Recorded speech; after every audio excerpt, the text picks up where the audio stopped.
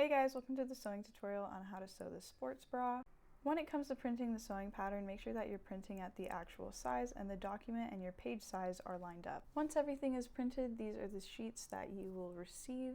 Attach pages 3, 4, and 5 like shown. Attach the edge of the paper to the printed border on the page. Then go ahead and cut everything out when you're done. Once cut, you should be left with front binding, cut bodice, back bodice, and the neck strap. Cut 2 of the back bodice and 2 of the front bodice. Connect both bodices at the sides like so. Repeat the same steps for the lining and sew down the edge for both.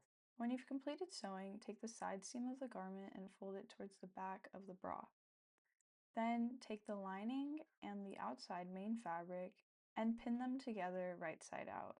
When I'm pinning, I like to pin all around the bra so that the fabric is stabilized and it's easier for me to sew the binding. Take your front binding and pin it along the neckline of the cut bodice, like shown. Sew along this edge. Once sewn, we're going to fold it like bias binding.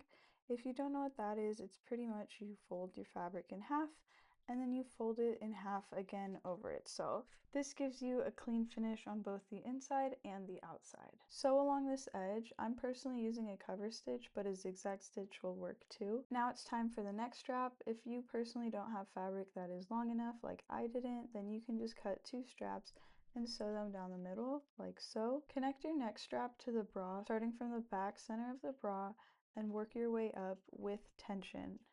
You should be able to pull the fabric like so. Sew along the pinned edge and bias fold the edge again.